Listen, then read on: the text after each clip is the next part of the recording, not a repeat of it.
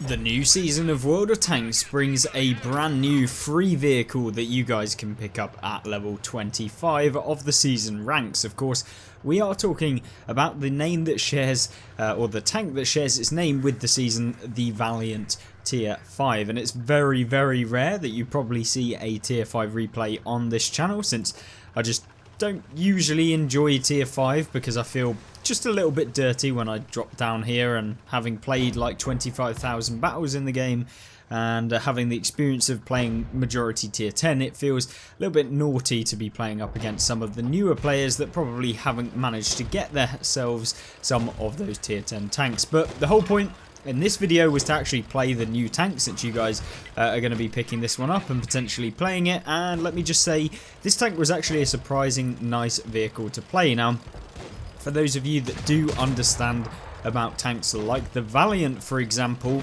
then you'll know how this vehicle is actually one of the ones that can be super good when you play it aggressively and when you have multiple opponents to actually hit. So contrary to a lot of vehicles in the game, when you have multiple targets to shoot at with a Valiant, it's actually pretty good, and it's probably potentially better because you can keep that gun firing, and because of the fact that this has a very good DPM for a Tier 5 heavy, you can have some brilliant games. Now, the one tank that you probably don't want to see is a Panzer V4.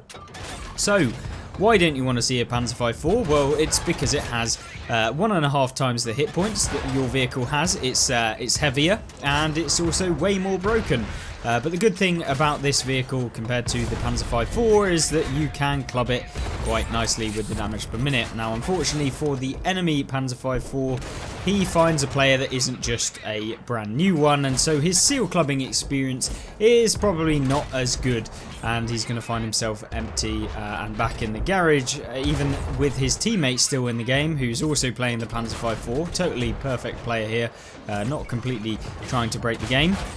But either way, you're seeing here loads of vehicles to actually hit, and equally the Stug 3G or the Stug 2G actually comes up, and I think it is the 3G. But either way, we have a Panzer V4 who has subsequently been taken out, both of them I believe at this point, and it's quite nice to see. The Panzer 3J then gets taken out, who's dropped down, and we've actually managed to somehow come away with a good result, considering that the majority of the team are sat in the base, which, if you've ever played Cliff, is the worst idea you can possibly do on this map, and it is definitely a terrible idea to do as you get further on in the game. Now, granted, we have things like the T28 who've also pushed up aggressively, as you probably should do on Cliff.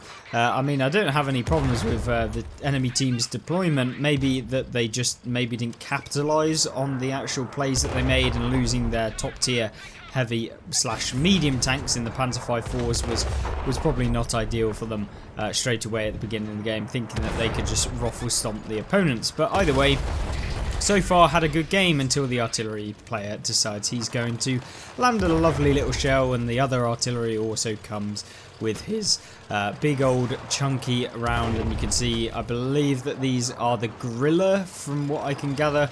But either way, we have found ourselves a little Marder 38T who gets taken out by the Panzer SFL 4B, which is nice as well. So, Valiant, overall so far, given my games in it and how I've enjoyed it, actually pretty enjoyable. But maybe that's because maybe it's kind of biased, I guess, because I've played a lot in the game, so playing up against people that maybe haven't played so much means that you're going to end up with this scenario where you think a tank is really good. For me personally, even though maybe it's not actually that good, it's just that when you're playing against new players to World of Tanks, it's not going to be hard, and you're going to be able to come away with a win. Granted, you still come up against seal clubbers, things like those Panzer V4s that we saw, but either way, we've managed to come away with a decent amount of assistance, which you can expect with the Valiant, since the view range of this vehicle, when set up with advanced optics, which I think we've gone with in this, allows us to actually outspot opponents, so you get assistance, as well as having that good DPM to get the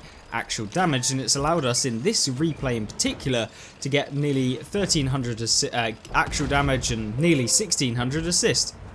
And then we finish off the Stug 33B, which is the derp cannon German tank destroyer, so always nice to see that out of the game.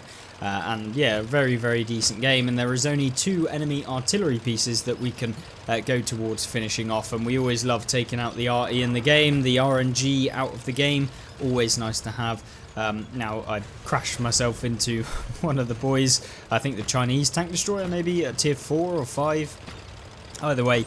He's out of the game anyway, so we don't have to worry about him. But then we find the Panzer SFL-4B, and he is going to find himself in a sticky situation back in the garage. And there you go, 3,100 combined damage within this replay already. And there is, of course, 1 artillery left that maybe we could potentially get a shot onto. Not guaranteed, but maybe we'll find him. I'm thinking he's going to be directly in front of us or over to the left, but actually he does crop up.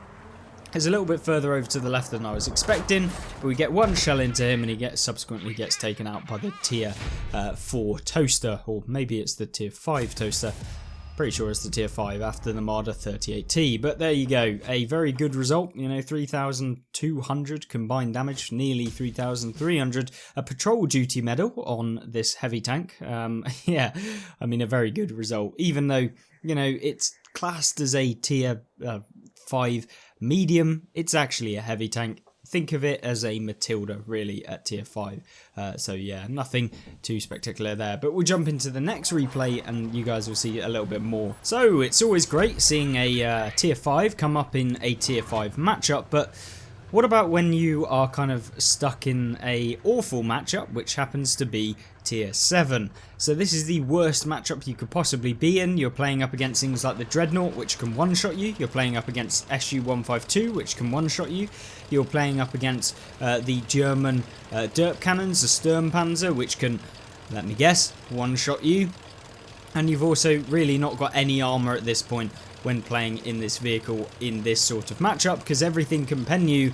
You're not going to be bouncing anywhere near the amount of rounds as you may do in tier 5 matchups. So yeah, the worst case in all regards, but can it still do well? Now you're seeing that I have a ton of premium rounds because, let's be honest, the standard round penetration of this vehicle for when you are in tier 7 matchups absolutely sucks. I think you've got like 110 pen, which in tier 5, more than enough to go through most things, but as soon as you get up against a KV3 or something that just has literally got chunky armour that you cannot actually pen unless you fire premium rounds, then yeah, you're going to be stuck. And I'm all about just actually seeing what the tank can do, so we are running premium rounds. I'm sorry, it's not usual on my tanks. Usually I will pick a variety, but at the end of the day I didn't really want to play a ton of games in the tier 5 vehicle, as we mentioned at the beginning. So I just wanted to jump in and get some replay so we can actually do a fair review of the tank. So just bear that in mind, that this tank is going to be good, but in this sort of matchup you are going to suffer with the standard rounds, and even with the premium rounds you will also suffer. Now you're seeing here up against the Tiger 217, the tier 6 heavy, which granted we're quite far away, and APCR rounds lose penetration over distance a lot more than some of the other rounds. But either way we're still bouncing, although we have managed to pen a few, but still not ideal. And of course there you're seeing us manage to pick up some blind damage. We are going for the tracking damage. You can see he's still there, and then that one misses, and then maybe he's actually moved out of the way, which it appears like he did.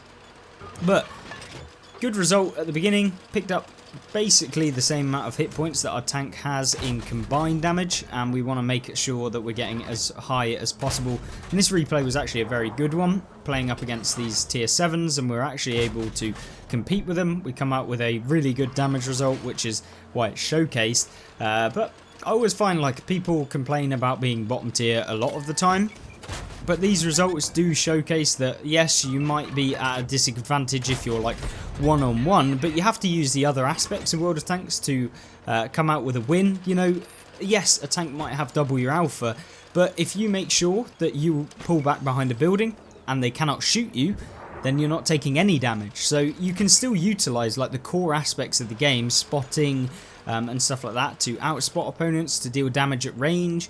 You can use side scraping if you do actually have like a solid armor tank at tier 5, which, let's be honest, probably doesn't exist unless you're playing the Panzer IV, which is the most all-round medium heavy tank destroyer light tank in the game. But yeah, for the most part, you are gonna kind of suffer in these sorts of matchups. And you can see here, even up against the Type T34, which we were firing premium at, still doesn't even manage to pen, and that's because of that drop off of penetration over longer ranges. But not too much to worry about, but we can hopefully get some damage. Now the Dreadnought on the enemy team, that's a KV1 with a KV2 turret essentially, so the armor on that vehicle is pretty bad, but we still cannot pen the turret. So brilliant, that tank can one-shot you, but you can only basically track them or deal damage when you can see the hull. So not ideal. You can still pen the turret, don't get me wrong, and you can do it if you're aiming for the cheeks, but at this long range with the accuracy that we have, it's kind of difficult to do that. You're seeing there, I go for the back of the tank and we still manage to bounce, and we're still bouncing off of the turret, and yeah, just annoying. But maybe we'll be able to get him in a little bit. The T29's hold down, so no chance of dealing anything. And this is where, if you are trying to get better at water tanks and be more consistent throughout your games, you have to understand that, you know, sometimes you are going to be at a disadvantage, and don't get too stressed out about it. It is just a matter of the game, and you just have to play to your tank strengths and avoid taking any of the shells. Like, I'm not going to sit there and wait for the T29 to hit me. I'm just going to pull back, and he can't do anything now. And we'll focus on someone else that we can do something to, which is how we're able to get some extra damage on this A46.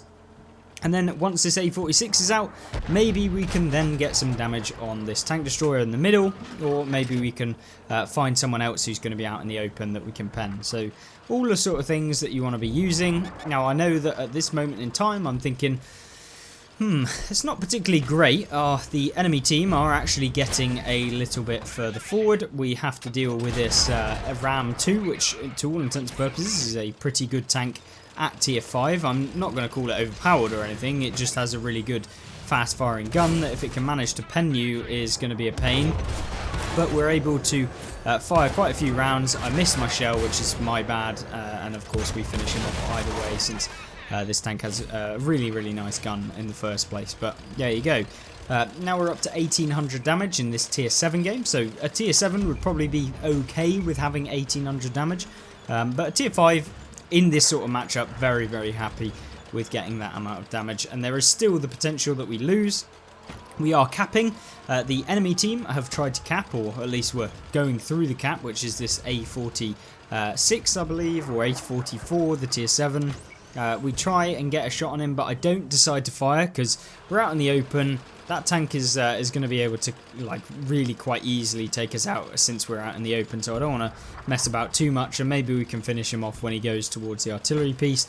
I'm a little bit scared of getting spotted even more now because there is a Dreadnought out in the open, so I'm thinking maybe we could get a few shells into him as he's kind of advancing backwards. We're going for that turret ring, which is a weak point, and we managed to get a decent chunk extra damage on him, but we do actually end up capping because, yay, I mean, at least we won, and I'm not going to complain too much, but that is the victory, and that is the Valiant. So still a very competitive tank at tier 5, and I think it's one of the better ones. I don't think anyone's going to really struggle with this vehicle, and we ended up doing the most damage in a tier 7 game in this tier 5. So really fun one to play. I enjoyed it. Is it overpowered? No. Is it blatantly underpowered or rubbish? No. It's a very good one. And yeah, hopefully you guys did enjoy this kind of free vehicle that you can pick up at level 25 of the season, and I hope you join me back in the next video coming soon. Don't forget to check out these on screen and subscribe if you aren't already. Thank you and goodbye.